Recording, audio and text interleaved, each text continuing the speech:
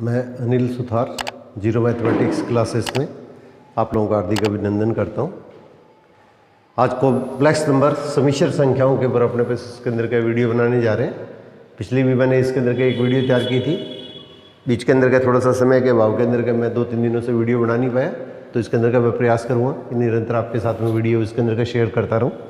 तो देखिए, आप लोगों को मैंने इसके अंदर का ये चीज़ बताई थी पिछले टर्म पे, z equal to a plus iota बी, और a और b हमारे पास इसके अंदर का रियल नंबर है। a और b अगर वास्तविक संख्या है और आइटा है वो अपने पास इसके अंदर का -1 का अगर वर्गमूल है, ये इसका रूट है, तो ये इस प्रकार की जो संख्या होती है स्मॉल z है, तो ये हमारे पास इसके अंदर क्या होगी, कॉम्प्लेक्स नंबर या समिश्र संख्याओं को व्यक्त करती है। ये समिश्र संख्याओं को व्यक्त करती है। और इसमें आइटा की जगह अगर माइनस आइटा लिख देते हैं तो ये इसका संयुग्मी कहलाता है, ये इसका संयुग्मी या इसका कंजुगेट कहलाता है, ये इसका संयुग्मी या कंजुगेट कहलाता है। और z का जो मापांक है वो अपने पास इसके अंदर क्या होता है, वास्तविक भाग, जिसमें आइटा की टर्म नहीं है वो तो वास्तविक भाग है, रियल पार्ट, और जिसमें आइटा की टर्म है वो इसके अंदर का इसका इमेजनरी पार्ट है, काल्पनिक भाग। तो दोनों का वर्ग करके इसका रूट लेंगे तो ये अपने पास इसके अंदर का मॉडुलस z या मापांक z के बराबर आता है। ये सब चीज़ें मैंने आप लोगों को मापांक z या मॉडुलस ऑफ z को रिप्रेजेंट करती है। ये पिछली टर्म के ऊपर ये चीज़ें मैंने सारी इसके अंदर आपके साथ में इसके अंदर के शेयर की थी। अब देखिए, जैसे मैं कुछ इसके ऊपर क्या छोटे क्वेश्चन ले रहा हूँ तो आपको थोड़ी सी ये चीज़ें क्लियर करने के लिए देखिए, 1 + 7 आइटा z कॉम्प्लेक्स नंबर अपने को जैसे ये दे दिए और इसका होल स्क्वायर दे दिए। अब आपको कह दिया जाए इसके अंदर का अपने को इसका मॉडुलस निकालना है। अगर अपने को इसके अंदर का इसका मापांक या मॉडुलस निकालना है तो एक चीज़ अपने को ध्यान रखिएगा, z स्क्वायर का मॉडुलस z के स्क्वायर के इक्वल होता है। zn का मॉडुलस जो होता है वो अपने पास इसके अंदर का इसका मॉडुलस लेके इसका मापांक लेके इसकी पावर n कर देंगे, तो ये वैल्यू इसके अंदर का डायरेक्ट अपने पास इसके अंदर का वो कम्पिटिटिव पॉइंट से इसके अंदर का ले सकते हैं। तो और एक चीज़ आप लोगों को ये बताई थी मैंने, z1 इंटू z2 का जो मॉडुलस होता है वो z1 का मॉडुलस इंटू z2 का मॉडुलस होता है। z1 अपॉन z2 है, उसका मॉडुलस लेंगे तो ऊपर वाले का मॉडुलस अपॉन नीचे वाले का इसके अंदर मॉडुलस आ जाएगा। इसमें कंडीशन क्या है कि जिससे डिवाइड करते हैं वो चीज़ जीरो नहीं होनी चाहिए, जिससे डिवाइड करते हैं वो चीज़ जीरो नहीं होनी चाहिए। तो z2 अपने पास इसके अंदर का इसका मॉडुलस जीरो कब होगा, जब हमारे पास का कॉम्प्लेक्स नंबर ये क्या होगा, जीरो अपने पास इसके अंदर क्या होगा, z अपने पास इसके अंदर क्या हुआ, ये आपको बताया था मैंने, z इजिकल टू 0 + आइटा 0 क्या होगा, ये हमारे पास इसके अंदर क्या होगा, अगर कॉम्प्लेक्स नंबर z2 वो जीरो नहीं हो, जीरो का मतलब 0 + आइटा 0 नहीं हो, तो इसका मॉडुलस भी क्या होगा, जीरो के इक्वल नहीं होगा। तो ये जीरो के इक्वल नहीं होगा तो इस स्थिति के अंदर का ये नियम अपने पास इसके अंदर काम में लिया जा सकता है। तो इसी के पर आधारित अपने पास इसके अंदर का देखिए, ये इसके अंदर का जो क्वेश्चन दिया गया है, तो इसके अंदर क्या करेंगे, इसका मॉडुलस लेने का, मतलब अपने पास इसके अंदर का दोनों का अपने पास मॉडुलस ले लेंगे।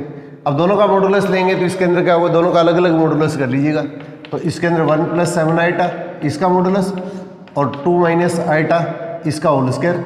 और अब इसके अंदर का ये जो स्क्वायर है तो इसको अपने पास इसके अंदर का बाहर लगा सकते हैं, होल स्क्वायर है या होल क्यूब है तो इसको अपने पास इसके अंदर का बाहर लिया जा सकता है। और मॉडुलस क्या होता है, वास्तविक संख्या उसका स्क्वायर प्लस काल्पनिक संख्या उसका स्क्वायर। वास्तविक संख्या जिसमें आइटा की टर्म आ रही है, काल्पनिक संख्या जिसके अंदर का स्क्वायर आ रही है, दोनों का स्क्वायर करके इसका मॉडुलस ले लीजिएगा। और इसके अंदर कितना होगा, x के अंदर इंटू में जो टर्म है ये रियल पार्ट है उसका स्क्वायर, और आइटा के इंटू किधर है उसका स्क्वायर और इसका मॉडुलस, और साथ में इसके अंदर क्या करेंगे, यहाँ पे होल स्क्वायर है तो ये स्क्वायर ले लिया। तो अपने पास इसके अंदर ये वैल्यू तो कितनी होगी, √50 होगी, और नीचे वैल्यू अपने पास इसके अंदर क्या होगी, ये √5 का स्क्वायर करेंगे तो क्या होगा, 5 आ जाएगी। अब इसको हम क्या लिख सकते हैं, 5√2 अपॉन इसके अंदर क्या 5, इसका हमारे पास आंसर जो आएगा वो इसके अंदर क्या √2 के इक्वल आ जाएगा। इसका आंसर आएगा वो अपने पास इसके अंदर √2 के इक्वल आ जाएगा। तो इस तरह का अगर कोई क्वेश्चन अपने पास इसके अंदर क्या पूछा जाता है तो इस पैटर्न के क्वेश्चन वो इसके अंदर कंपटीशनों के अंदर पूछे जा रहे हैं। आपके सेकंड ग्रेड के अंदर भी इस तरह के क्वेश्चन आ रहे हैं, तो उसी तरह के जो क्वेश्चन आपके साथ में मैं शेयर करने जा रहा हूँ। अब देखिए, एक इसके अंदर क्या होगा, जैसे इंपॉर्टेंट क्वेश्चन है, ये एनसीईआरटी में दे रखा है,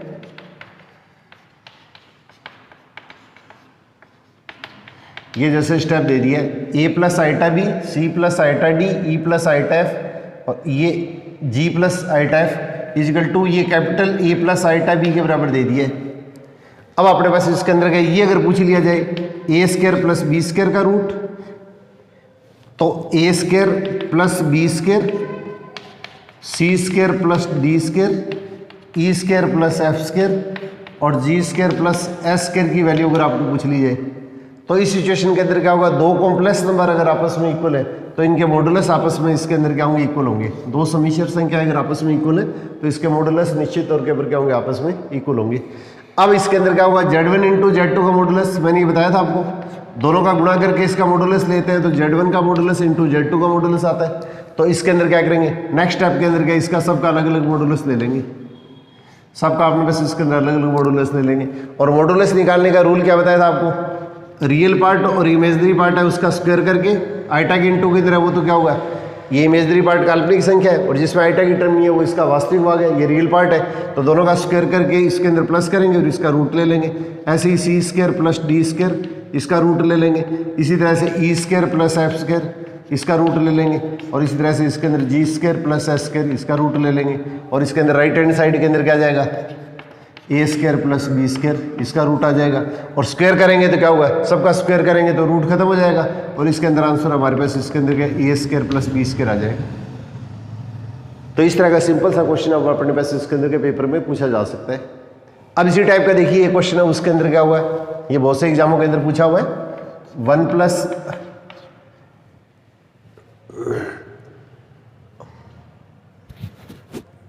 plus iota 1 plus 2 iota 1 plus 3 iota और 1 plus n iota equal to a plus iota भी अपने को दिया हुआ है। ये स्टेप अपने को क्वेश्चन के अंदर दिया हुआ है और आपको कह देंगे इसके अंदर क्या है, 2 गुणा 5 गुणा 10 डैश डैश डैश और गुणा 1 प्लस एन स्क्वायर, इसकी वैल्यू निकालिए। अब अपने पास क्वेश्चन के अंदर ये पूछ लिया जाए, इसकी अपने को वैल्यू निकालनी है।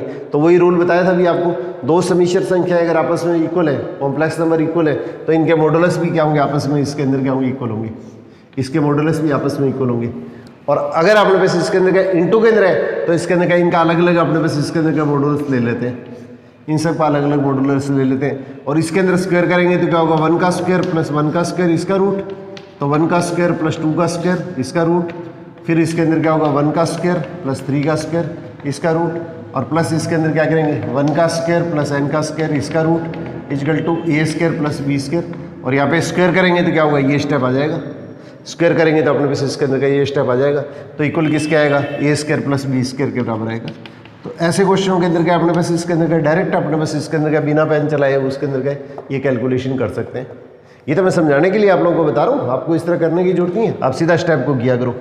वास्तविक और काल्पनिक संख्या तो ये ध्यान रखना है, ये जिसमें आइटा की टर्म नहीं है वो तो वास्तविक भाग, ये रियल पार्ट है और आइटा के इंटू के अंदर है वो काल्पनिक भाग है, आइटा इमेजनरी के इंटू के अंदर, आइटा के इंटू के अंदर ये इसके अंदर क्या है, रियल पार्ट और इमेजनरी पार्ट दोनों का स्क्वायर करके प्लस करना है और इसका रूट लेना है और इसके अंदर का सीधा स्क्वायर कर दो, तो स्क्वायर करते ही अपने पास इसके अंदर का आपको इसका रिजल्ट प्राप्त हो जाता है।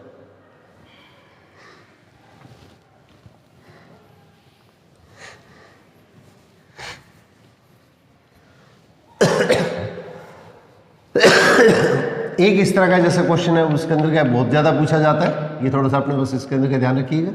तो जेड का अपने पास इसके अंदर क्या होगा, आपको योज्य प्रतिलोम पूछ लिया है, जेड का योज्य प्रतिलोम, इसको बोलते हैं एडिटिव इनवर्स।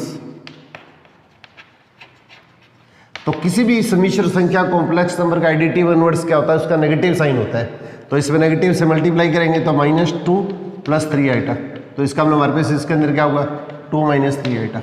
आइटा की जगह अगर माइनस आइटा लेते हैं वो तो जेड का क्या कहलाता है, कंजुगेट या सीयूबी कहलाता है। वास्तविक पार्ट में कोई अंतर नहीं लेंगे, काल्पनिक पार्ट है उसके अंदर क्या होगा, इसमें आइटा की साइन वो चेंज कर देते हैं, ये तो हमारे पास इसके अंदर का इसका सीयूबी या कंजुगेट कहलाता है।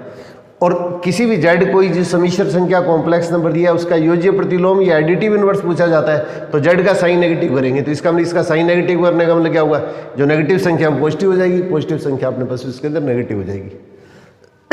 अब इसी टाइप से देखिए एक इस तरह का जो क्वेश्चन है ये इसके अंदर क्या ज़्यादा पूछा जाता है, जेड इजिकल टू अपने पास इसके अंदर क्या होगा, 2 + 3 आइटा दे दिए या 4 + 3 आइटा दे दिया, कोई भी टाइप का मान दे दिया। अब आपको कह देंगे जेड इनवर्स या 1/z, तो ये इसके अंदर क्या कहलाता है, गुणात्मक प्रतिलोम कहलाता है, गुणात्मक या गुणन प्रतिलोम, कुछ भी दे सकते हैं इसको, गुणात्मक प्रतिलोम या गुणन प्रतिलोम। इसको मल्टीप्लीकेटिव इनवर्स बोलते हैं, मल्टीप्लीकेटिव इनवर्स कहलाता है। तो इसके लिए अपने पास इसके अंदर का ये फॉर्मूला होता है Z conjugate upon modulus Z का स्क्वायर। ये पिछली टर्म पे भी मैंने बताया था, आपको सीधा रिजल्ट याद रखने की कोशिश कीजिएगा। जेड और जेड ये जैसे स्टेप दिया है, तो जेड इजिकल टू कितना है एक्स प्लस आइटा, वही आइटा की जगह माइनस आइटा लिखेंगे, तो इसके अंदर क्या होगा, ये जेड माइनस आइटा वही ये इसका सिग्मी या कंजुगेट हो गया। और मॉडुलस जेड क्या होता है, ये आप लोगों को बताया था, x square plus y square होता है और इसका रूट होता है। अब यहाँ पे मॉडुलस जेड लेंगे तो दिया आएगा और इसका स्क्वायर करेंगे तो क्या होगा अपने पास, इसके अंदर क्या होगा, रूट क्या होगा, खत्म हो जाएगा।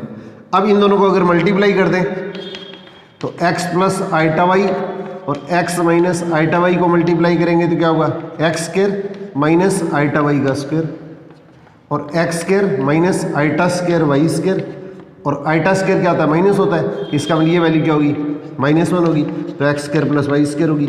ये मॉडुलस जेड का स्क्वायर हो गया। तो जेड कंजुगेट का मल्टीप्लीकेशन होता है वो मॉडुलस जेड के स्क्वायर के इक्वल होता है। ये इंपॉर्टेंट रिजल्ट है, ये अपने को थोड़ा सा ध्यान रखना है। जेड और उसी संख्या का कंजुगेट या सिग्मी, इन दोनों का मल्टीप्लीकेशन गुणा जो होता है उसके मॉडुलस जेड के स्क्वायर के इक्वल होता है। अब इसी चीज़ को अपने पास इसके अंदर के सिंप्लीफाई करते हैं तो अपने पास इसके अंदर के ये रिजल्ट आता है। अब देखिए इसके अंदर क्या, इस संख्या को मैंने इधर ले लिया है, जेड को मैं इस साइड में ले आया, ये कंजुगेट जेड है, इस संख्या को मैं इस साइड में ले आता हूँ, मॉडुलस जेड का स्क्वायर, और 1/z क्या हुआ है, ये जेड इनवर्स हो गया, तो इसका मतलब हमारे पास क्या हुआ, जेड का कंजुगेट अपॉन मॉडुलस जेड का स्क्वायर। ये आपका इंपॉर्टेंट फॉर्मूला आता है। ये इसके अंदर क्या कहलाता है, हमारे पास का कोई भी जो कॉम्प्लेक्स नंबर है उसका अपने पास क्या मल्टीप्लिकेटिव इनवर्स या गुणन प्रतिलोम कहलाता है। अब अपने को ये फॉर्मूला अप्लाई करेंगे तो हमारे पास में देखिए इसके अंदर क्या हुआ, यहाँ पे सबसे पहले तो आइटा की जो संख्या है उसका साइन चेंज करता है, रियल पार्ट जो वास्तविक संख्या है इसमें कोई चेंज नहीं करेंगे, और इसके अंदर का इसका मॉडुलस कितना आएगा, रियल पार्ट और इमेजनरी पार्ट, वास्तविक संख्या और काल्पनिक संख्या दोनों का स्क्वायर करके प्लस कर दो और इसका रूट ले लो। और एक चीज़ अपने को हमेशा याद रखनी है, मॉडुलस जेड है वो हमेशा 0 और 0 से बड़ा होता है। For all z belongs to कोई भी कॉम्प्लेक्स नंबर हो सकता है। मॉडुलस जेड जो होता है कोई भी समीश्वर संख्या उसका मापांक है वो 0 और 0 से बड़ा होता है। फॉर ऑल जेड क्या है, कोई भी कॉम्प्लेक्स नंबर या वास्तविक समीश्वर संख्या हो, किसी भी समीश्वर संख्या के लिए इसके अंदर का मॉडुलस जेड जो होता है वो 0 और 0 से बड़ा होता है। इसको ये कहा जाता है नॉन नेगेटिव होता है, नॉन नेगेटिव ये ऋणात्मक नहीं होता है, 0 भी हो सकता है पॉजिटिव भी हो सकता है। तो आपने वैसे इसके अंदर क्या होगा, इसको सॉल्व करेंगे तो कितना आएगा, ये 4 - 3 आइटा अपॉन 5, और इसको अलग अलग करना चाहिए तो अलग अलग कर सकते हैं, 3/5 आइटा। ये अपने वैसे इसके अंदर का आपका आंसर आ जाएगा। तो वास्तविक भाग पूछेंगे तब तो ये आ जाएगा, और काल्पनिक भाग पूछेंगे तो आइटा के इंटू के अंदर वो इसका काल्पनिक भाग या इमेजनरी पार्ट आ जाएगा।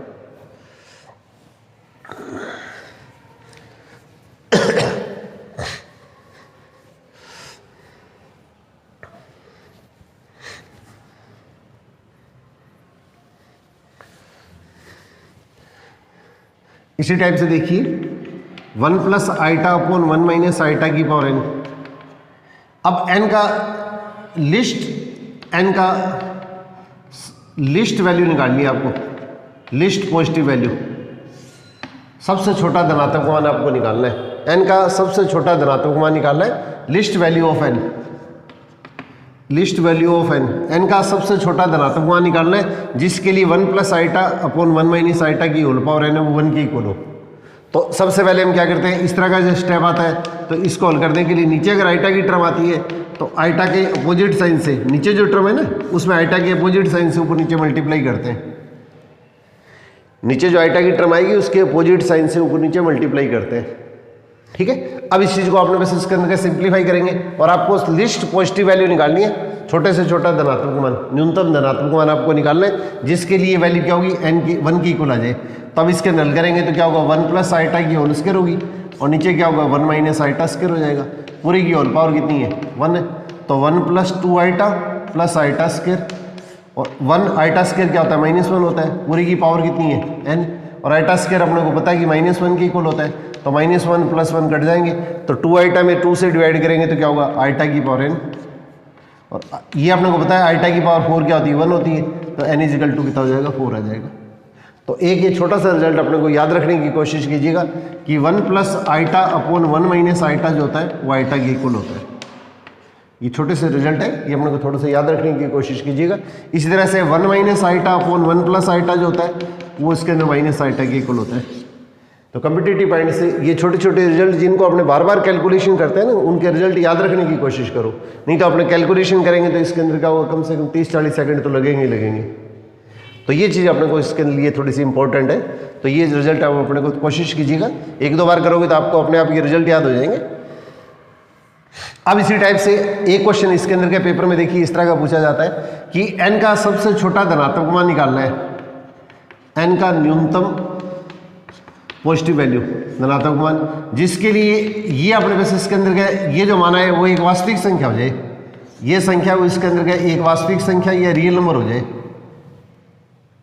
तो देखिए इसको हल करेंगे तो क्या होगा, आइटा की पावर n आएगी, इसकी वैल्यू आइटा है, आइटा की पावर n, और ये रियल नंबर आना चाहिए। तो आइटा की पावर अगर 1 लेंगे तो n का अपने पास न्यूनतम धनात्मक मान लेना है, n का न्यूनतम अपने पास इसके अंदर का धनात्मक मान लेना है। तो इसलिए आइटा की पावर 1 तो आइटा होगी, और आइटा की स्क्वायर करेंगे तो क्या आएगा, -1 आएगा, और आइटा की स्क्वायर करेंगे तो -1, और -1 क्या होता है, वास्तविक संख्या होती है। -1 क्या होती है, वास्तविक संख्या होती है। पहले वाले क्वेश्चन के अंदर तो ये वैल्यू 1 की इक्वल थी, अब ये इसके अंदर क्या होगा, ये जो पूरा मान आता है वो एक वास्तविक संख्या आती है। तो वास्तविक संख्या आती है तो इसका मतलब हमारे पास इसके अंदर क्या होगा, ये इसके अंदर कितना होगा, आइटा की पावर n और आइटा स्क्वायर -1 होता है, और ये संख्या क्या है, ये वास्तविक संख्या, ये रियल नंबर है। तो इसलिए हमारे पास n का मान जो आएगा उसके अंदर क्या होगा, 2 के इक्वल आ जाएगा।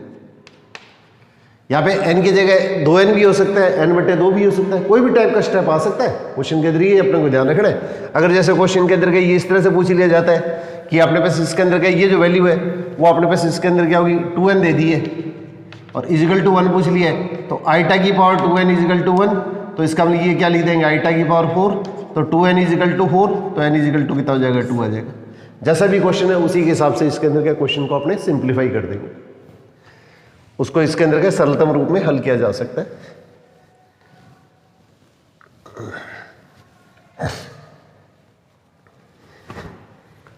अब इसी टाइप से देखिए 1 प्लस आइटा की पावर n, ये 1 प्लस आइटा की पावर 8 और 1 माइनस आइटा की पावर 8, जैसे आपको मान दे दिए गए 1 प्लस आइटा की पावर 8 और 1 माइनस आइटा की पावर 8।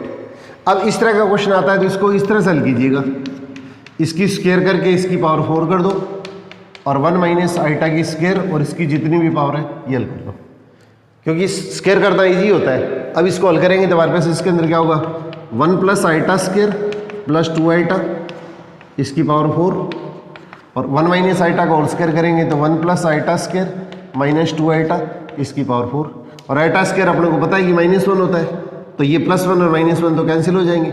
इस तरह से इसके अंदर आइटा स्क्वायर क्या होता है, -1 होता है, ये दोनों आपस में कैंसिल हो जाएंगे। अब इसको हल करेंगे तो क्या होगा, 2 की पावर 4 16 आइटा 4, और माइनस की पावर क्या है, विषम है, तब तो मान माइनस आएगा, माइनस की पावर अगर सम है तो प्लस आ जाएगा, तो इसका मतलब 16 आइटा की पावर 4 माइनस की पावर माइनस आइटा स्क्वायर -1 है तो +1 -1 कट जाएगा, तो माइनस की पावर 4 तो प्लस हो गया, 2 की पावर 4 अपने पास इसके अंदर कितना हो गया, 16 हो गया, और ये अपने पास आइटा 4 हो गया। आइटा 4 अपने को पता है कि 1 होता है, तो 16 और 16 मिल के अपने पास इसके अंदर गया, ये 32 आ जाएगा। बीच में माइनस आता है तो माइनस कर दीजिएगा, प्लस आता है तो इसके अंदर प्लस कर देंगे।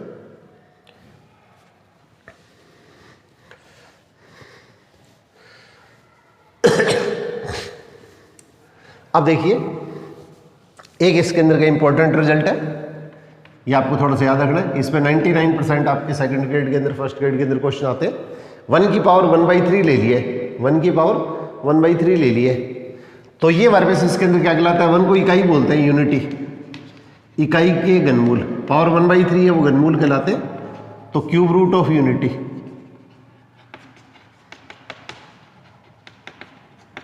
ये आरडी के अंदर राजस्थान बोर्ड की पुरानी बुक में तो दे रखा है, एनसीईआरटी में नहीं दे रखा है, और सबसे इंपॉर्टेंट रिजल्ट है, लगभग एग्जामों के अंदर का इसके ऊपर क्वेश्चन पूछे जाते हैं। तो इस मान को अपने पास सबसे पहले x के बराबर मान लेते हैं, इस मान को हम सबसे पहले x के बराबर मान लेते हैं, तो x क्यूब इजिकल टू कितना होगा 1, दोनों साइड में क्यूब कर दिया, तो x cube minus 1 equal to 0, तो इसके गुणनखंड कर देंगे, तो इसके गुणनखंड करेंगे तो हमारे पास इसके अंदर का ये रिजल्ट आ जाएगा, a cube minus b cube वाला फॉर्मूला लगा दिया, तो x माइनस 1 x स्क्वायर, फिर दूसरे का स्क्वायर, इन दोनों का मल्टीप्लीकेशन, इसका अपोजिट साइन।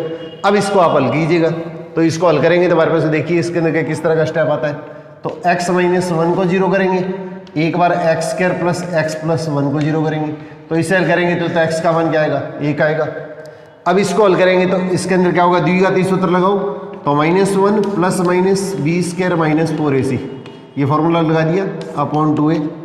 तो x इजिकल टू क्या होगा, -1 प्लस माइनस -√3 अपॉन 2, ये 1 -4 कितना होगा, -3 हो गया, और -1 का रूट अपने को पता है कि आइटा होता है, तो इसका मतलब हमारे पास इसके अंदर वैल्यू क्या आएगी, -1 प्लस माइनस √3 आइटा बाई 2। अब देखिए इसके अंदर क्या अपने पास हल करेंगे तो x की वैल्यू एक तो एक आएगी, और एक इसके अंदर क्या होगी, -1 प्लस √3 आइटा बाई 2 आएगी, और एक वैल्यू अपने पास इसके अंदर की आएगी। ये अपने को थोड़ा सा याद रखने। तो ये x की जो वैल्यू आती है, ये जो वैल्यू आती है इसको ओमेगा बोलते हैं, और ये जो वैल्यू आती है इसको अपने पास इसके अंदर ओमेगा स्क्वायर बोलते हैं। तो ये अपने को थोड़े से दो रिजल्ट याद रखने। -1 प्लस √3 आइटा बाई 2 जो होता है वो तो ओमेगा की इक्वल होता है, OMEGA ओमेगा, और इसलिए -1 माइनस √3 आइटा बाई 2 जो होता है वो उसके अंदर क्या होता है, ओमेगा स्क्वायर होता है, ओमेगा स्क्वायर। तो ये दो रिजल्ट अपने को मोस्ट इंपॉर्टेंट रिजल्ट है, ये अपने को याद रखने। अब इसी तरह से इसके अंदर क्या हुआ, हल करने पर x क्या है, ये 1 की पावर 1/3, तो 1 की पावर 1/3 के जो x के मान आएंगे वो 1 ओमेगा स्क्वायर आते हैं। तो इकाई के घनमूल अगर पूछे जाते हैं तो आपने बस इसके अंदर क्या लिखेंगे, ये इसके अंदर के इसके घनमूल होंगे 1 ओमेगा और ओमेगा स्क्वायर। अब इन तीनों के अंदर के एक चीज़ थोड़ा ध्यान दीजिएगा, तो यहाँ पे आइटा की जगह माइनस आइटा लिखेंगे तो ये मान आएगा। अगर इसमें माइनस आइटा की जगह अगर निशान बदलेंगे तो ये दोनों एक दूसरे के क्या होते हैं, सहयोगी होते हैं, एक दूसरे के कंजुगेट होते हैं। यहाँ पे आइटा की जगह माइनस आइटा लिखेंगे तो ये रिजल्ट आ गया, इसमें माइनस आइटा की जगह प्लस आइटा लिखेंगे तो ये हो गया। तो दोनों एक दूसरे के क्या कहलाते हैं, कॉम्प्लेक्स रूट कहलाते हैं। तो एक तो इसके अंदर क्या होता है, इसका वास्तविक मूल होता है, ये तो इसके अंदर क्या होगा, वास्तविक या रियल रूट हो गया, और ये दोनों इसके अंदर क्या कहलाते हैं, इसके सम्मिश्र मूल कहलाते हैं। ये 1 की पावर 1/3 इकाई के घनमूल या क्यूब रूट ऑफ यूनिटी, ये तो इसका वास्तविक मूल कहलाता है, रियल रूट, और ये इसके अंदर के इसके कॉम्प्लेक्स रूट या सम्मिश्र मूल कहलाते हैं। और ये हमेशा क्या होते हैं, पेयर के रूप में पाए जाते हैं। तो आइटा की जगह माइनस आइटा और माइनस आइटा की जगह प्लस आइटा। एक चीज़ आप लोगों ने की थी कि कोई भी द्विघात समीकरण जो बनती है उसका एक रूट अगर आपको ये दे दिया है तो दूसरा रूट अपने को पता है इसके अंदर का निश्चित तौर पे ही होता है। अगर कोई भी द्विघात समीकरण क्वाड्रेटिक इक्वेशन दी है तो इसका अगर एक मूल अगर आपको ये दिया गया है तो इसके अंदर का दूसरा मूल क्या होगा, ये अंडरूट के अंदर जो संख्या आती है उसका अपोजिट साइन आ जाता है। ये इसके अंदर क्या होगा, इसके एप्रीमे मूल कहलाते हैं। तो एप्रीमे मूल या इरेशनल रूट होते हैं वो हमेशा इसके अंदर क्या होगा, युग्म के रूप में, पेयर के रूप में पाए जाते हैं। और इसी तरह से इसके अंदर क्या होगा, अपने पास इसके अंदर क्या होगा 1 प्लस √3 आइटा। अगर एक युग्म अगर आपको इसका रूट या मूल दे दिया, x का मान 1 दे दिया है तो दूसरा मूल इसके अंदर ही होगा। तो आइटा के अंदर आता है वो इसके अंदर क्या कहलाते हैं, हमारे पास में सम्मिश्र मूल या इसके अंदर कॉम्प्लेक्स रूट कहलाते हैं। तो इसके अंदर क्या, कोई भी क्वाड्रेटिक इक्वेशन द्विघात समीकरण है तो उसका अगर एक मूल अगर एप्रीमे मूल दिया है तो दूसरा इसके अंदर क्या होगा, आइटा की जगह इसके अंदर क्या होगा, ये रूट है तो इसको माइनस रूट कर देंगे, और इसके अंदर अगर आइटा में आ गया तो इसमें आइटा की जगह माइनस आइटा कर देंगे। तो ये जो रिजल्ट अपने को छोटे छोटे याद रखना है, ये द्विघात समीकरण के अंदर क्वाड्रेटिक इक्वेशन के अंदर इस तरह के क्वेश्चन पूछे जा सकते हैं। और दो इसके अंदर क्या मोस्ट इसके इंपॉर्टेंट रिजल्ट है, ये अपने पास इसके अंदर का आपको याद रखने। अगर 1 ओमेगा और ओमेगा स्क्वायर की वैल्यू अगर इसमें पुट करके हल करेंगे तो हल करने पे अपने पास इसके अंदर का ये जो मान आता है वो इसके अंदर का 0 आता है। और इन तीनों का अगर गुणा करेंगे, इन तीनों का अगर गुणा करेंगे तो ओमेगा क्यों आएगा, इसकी वैल्यू अपने पास इसके अंदर क्या आती है, 1 की इक्वल आती है। तो 1 की पावर 1/3 क्या हो गया, इकाई के घनमूल या क्यूब रूट ऑफ यूनिटी, इसका मान क्या होता है 1 ओमेगा और ओमेगा स्क्वायर होता है। और इसी तरह से इसके अंदर क्या, इकाई के जो घनमूल है उनका योगफल क्या होता है, ये तो क्या होता है 0 के बराबर होता है। और इसके अंदर क्या होगा, इनका जो गुणनफल होता है वो इसके अंदर क्या होता है, 1 के बराबर होता है। ये दो मोस्ट इंपॉर्टेंट रिजल्ट है, ये अपने को सबको ध्यान होने चाहिए। अब देखिए इसके ऊपर कुछ क्वेश्चन मैं बता देता हूँ आप लोगों को।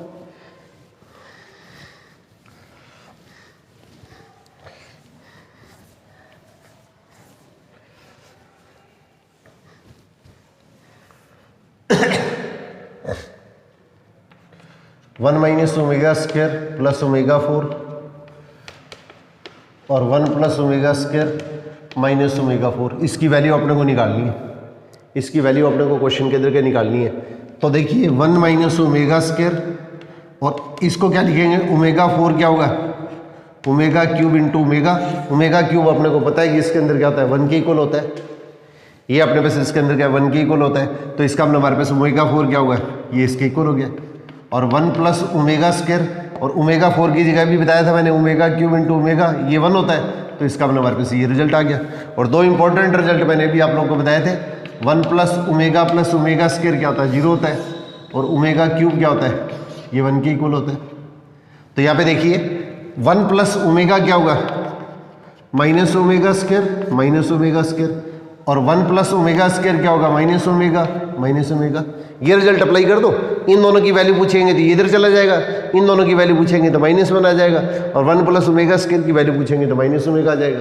तो यहाँ पे देखो इन दोनों को मल्टीप्लाई करेंगे तो 2 ओमेगा स्क्वायर और -2 ओमेगा, तो माइनस और माइनस को मल्टीप्लाई किया प्लस, 2 को 2 से मल्टीप्लाई किया 4, और ओमेगा स्क्वायर को इससे मल्टीप्लाई किया तो ओमेगा क्यूब अपने को पता है कि 1 के इक्वल होता है, तो हमारे पास आंसर जो आएगा वो इसके अंदर के 4 के इक्वल आ जाएगा। तो इस टाइप के जो छोटे छोटे क्वेश्चन है ये आपके थोड़े से इसके अंदर क्या ये प्रैक्टिस के अंदर होने जरूरी है। अब देखो इसी तरह से 1 plus omega square, 1 plus omega की पावर 4, 1 प्लस ओमेगा की पावर 8, और 1 प्लस ओमेगा की पावर अपने पास इसके अंदर का 2n दे दिया है, ये 2n गुणनखंड दे दिए, ये इसके अंदर का डैश डैश डैश कर दिया, इसके 2n गुणनखंड दे दिए। अब इनकी वैल्यू अपने को निकालनी है कि इसके अंदर का कितनी आएगी। 1 प्लस ओमेगा स्क्वायर, फिर स्क्वायर का स्क्वायर, फिर उसकी स्क्वायर, इस तरह से ये 2n गुणनखंड आ गए। तो ये अपने पास इसके अंदर का 2n फैक्टर्स हो गए, इसका अपने पास का गुणनफल निकालना है। तो सबसे पहले देखिए 1 प्लस ओमेगा स्क्वायर, अब इसको क्या लिखेंगे, ओमेगा 4 मैंने भी बताया था आपको, omega cube into omega cube 1 होता है, तो ये स्टेप आ गया। अब इस तरह से ओमेगा की पावर 8 को क्या लिखेंगे, ओमेगा क्यूब की स्क्वायर इंटू इसके अंदर ओमेगा स्क्वायर, इसको क्या लिखेंगे, ओमेगा क्यूब की square into omega square. Omega cube क्या है 1 है, तो 1 की स्क्वायर 1 इक्वल टू इसके अंदर का ओमेगा स्क्वायर हो गया, और इसके अंदर क्या होगा 2n गुणनखंड। इस टाइप की जगह ये स्टेप लिख देंगे, इस टाइप की जगह ये स्टेप लिख देंगे। अब इसी ऑर्डर के अंदर का ये जब ये टर्म चलेगी तो 1 प्लस ओमेगा इस तरह से आधे स्टेप तो ये बनेंगे, और इनको मल्टीप्लाई करेंगे तो 1 प्लस ओमेगा स्क्वायर और 1 प्लस ओमेगा स्क्वायर, आधे स्टेप ये बनेंगे। तो इसका मतलब n गुणनखंड तो ये हो गए, और इसी तरह से n गुणनखंड या n फैक्टर है वो अपने पास इसके अंदर ये होगी। टोटल फैक्टर कितने हैं, टोटल गुणनखंड 2n है, तो इसका मतलब 1 प्लस ओमेगा आधे दिए होंगे, और 1 प्लस ओमेगा, फिर 1 plus omega square, 1 plus omega square, इस तरह क्रम से चलते जाएंगे सारे स्टेप। तो इसका मतलब अपने पास इसके अंदर हल करेंगे तो क्या होगा, 1 प्लस ओमेगा n फैक्टर हो गए, तो इसको पावर क्या लिख देंगे, ये अपने पास इसके अंदर n लिख देंगे। तो 1 प्लस ओमेगा 2 बार आएगा तो स्क्वायर आ जाएगा, 3 बार आएगा तो क्यूब आ जाएगा, और पावर n है तो n आ जाएगी। अब इस तरह से इसको हल करेंगे तो क्या होगा, 1 प्लस ओमेगा स्क्वायर, इसके अंदर क्या पावर क्या होगी, n हो जाएगी। 1 प्लस ओमेगा स्क्वायर को n बार गुणा करेंगे तो n बार मल्टीप्लाई करने भी ये स्टेप आ गया। और पावर अपने पास इसके अंदर कितनी है, देखिए पावर सेम है, तो 1 प्लस ओमेगा और 1 प्लस ओमेगा स्क्वायर, इसकी पावर अपने पास इसके अंदर क्या लिखेंगे, होल पावर क्या n है, या इसको पहले ये लिख लो, तो 1 प्लस ओमेगा क्या हो गया, माइनस ओमेगा स्क्वायर हो गया, इसकी पावर n, और 1 प्लस ओमेगा स्क्वायर क्या होगा, माइनस ओमेगा, इसकी पावर अपने पास इसके अंदर n आ गई, इसकी पावर अपने उसके क्वेश्चन के अंदर n आ गई। अब इस चीज़ को अपने उसके क्वेश्चन के अंदर सिंप्लीफाई कर देंगे, तो इसके अंदर हल करेंगे तो क्या होगा, ये minus omega square into minus omega, पूरे की होल पावर क्या होगी, ये स्टेप आ गया। अब इसको सिंप्लीफाई करेंगे तो क्या होगा, ओमेगा क्यूब हो गया, ओमेगा क्यूब की पावर n, और ओमेगा क्यूब की पावर अपने पास इसके अंदर n लेंगे तो अपने पास इसके अंदर का जो रिजल्ट आएगा वो उसके अंदर 1 की पावर कुछ भी लेंगे तो इसके अंदर क्या होगा, 1 के इक्वल आएगा।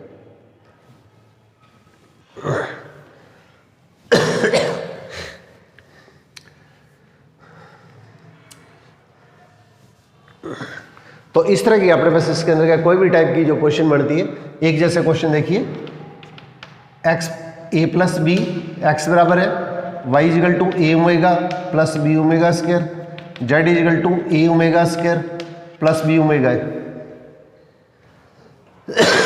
और अपने को क्वेश्चन के अंदर ये दे दिया गया है x plus y plus z है वो 0 के इक्वल है। ये अपने पास क्या क्वेश्चन के अंदर देखिए, तो यहाँ पे अगर तीनों को अगर प्लस करते हैं तो थोड़ा सा ध्यान दीजिएगा, अगर x plus y plus z अगर अपने पास इसके अंदर अगर 0 है तो इसके अंदर क्या होगा, तीनों का जो क्यूब है इसका गुणनफल अपने को पता है कि 3xyz होता है। ये चीज़ 9th के अंदर अपने गुणनखंड के अंदर पढ़ चुके हैं।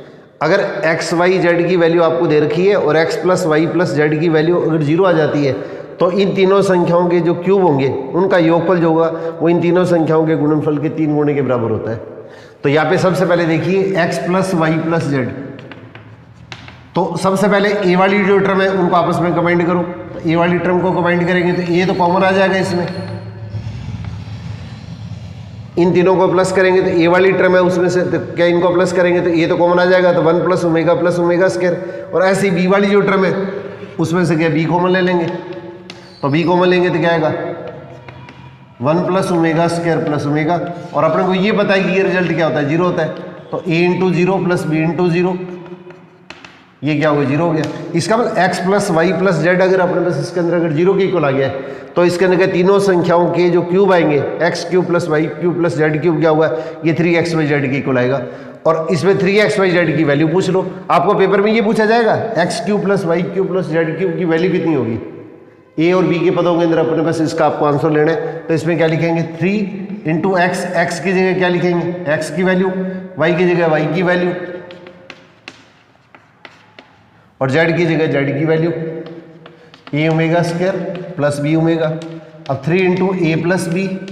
अब इन दोनों स्टेपों को आपस में मल्टीप्लाई करो, तो इसको इससे मल्टीप्लाई करेंगे तो ए स्क्वायर ओमेगा क्यूब आ गया, इसको इससे मल्टीप्लाई किया। अब इस स्टेप को इससे मल्टीप्लाई किया तो ए बी ओमेगा स्क्वायर आ गया, इस स्टेप को इससे मल्टीप्लाई किया तो ए बी ओमेगा 4 आ गया, और इस स्टेप को इससे मल्टीप्लाई किया तो बी स्क्वायर ओमेगा क्यूब आ गया। ओमेगा क्यूब अपने को पता है कि इसके अंदर क्या 1 के इक्वल होता है, तो इसके अंदर 3 इंटू ए प्लस बी। अब ए स्क्वायर, अब इन दोनों स्टेपों में ओमेगा 4 अपने को पता है ओमेगा क्यूब इंटू ओमेगा होता है, तो इसका मतलब इसको ओमेगा लिखा जा सकता है। तो इसकी जगह अपने पास इसके अंदर का ये जो स्टेप आएगा इस स्टेप की जगह अपने पास क्या लिख देंगे ए बी ओमेगा लिख देंगे। इन दोनों स्टेपों में से ए बी कॉमन निकाल लो, तो ओमेगा स्क्वायर प्लस ओमेगा और प्लस बी स्क्वायर। अब इस चीज़ को अपने पास का प्रश्न के अंदर आप हल कीजिएगा, तो हल करेंगे तो हमारे पास इसके अंदर क्या होगा 3 इंटू ए प्लस बी और omega plus omega 1 plus omega square अपने को पता है कि 0 के इक्वल होता है, तो ओमेगा प्लस ओमेगा स्क्वायर क्या आएगा -1 के इक्वल आएगा, तो A square minus A B plus B square. Omega plus omega square क्या होगा -1 हो गया, -1 से इनसे मल्टीप्लाई किया तो ये स्टेप हो गया। और ये अपने पास 9th के अंदर फॉर्मूला पढ़ चुके हैं, ए क्यूब प्लस बी क्यूब के गुणनखंड क्या होते हैं, ये इसके इक्वल होते हैं। तो हमारे पास में x cube plus y cube plus z cube की वैल्यू आएगी वो 3 into a cube plus b cube के इक्वल आएगी। ये पूरा कैलकुलेशन करके बता रहा हूँ, तो इसलिए इसके अंदर का टाइम लग रहा है, ज़्यादा इसके अंदर का टाइम लगेगा नहीं। 1-2 बार आपके क्वेश्चन किए होंगे तो आपको ये रिजल्ट याद हो जाएंगे। तो ये कुछ ऐसे क्वेश्चन है जो इंपॉर्टेंट क्वेश्चन है, तो इसलिए इसके अंदर का इनको अपने पास ऐसे नहीं माने कि इसके अंदर का लेंथी क्वेश्चन है, क्योंकि पेपर के अंदर का कुछ क्वेश्चन है उसके अंदर का 10-15% क्वेश्चन है वो लेंथी भी पूछे जाते हैं। ऐसा नहीं कि इसके अंदर का 10 और 11 में पेपर बहुत ईजी है, तो पेपर के अंदर क्या होगा, पेपर में इजी भी क्वेश्चन भी आते हैं, एवरेज टाइप के क्वेश्चन भी आते हैं, कुछ क्वेश्चन मुश्किल भी आते हैं। तो अपने प्रयास है उसके अंदर के सभी तरह के क्वेश्चनों को समय रहते हैं इसके अंदर क्या प्रैक्टिस करनी आपके लिए ज़रूरी है। तो इसके अंदर का नेक्स्ट वीडियो उसके अंदर क्या मैं डिम्योड थ्योरम है उसके पर आपके साथ में शेयर करने जाऊँगा। तो उसके अंदर क्या होगा, ये जो टॉपिक दिया गया है वो अपने पास इसके अंदर क्या एनसीईआरटी की बुक के अंदर भी नहीं है और आरडी के अंदर भी नहीं है। तो डिम्योड थ्योरम है उसके अंदर का इंपॉर्टेंट चैप्टर है, वो इसके अंदर के लगभग सभी कम्पिटेटिव एग्जाम के अंदर पूछा जाता है, और आपके इसके ऊपर का एक क्वेश्चन इसके अंदर का 99% इसके ऊपर पूछा जाता है। तो नेक्स्ट क्लास के अंदर का मैं वो आपके साथ में शेयर करूँगा। तो आप भी अपने साथियों के साथ में इसके अंदर क्या होगा आपसे सहयोग की अपेक्षा करूँगा कि इसके अंदर का शेयर करेंगे। All the best.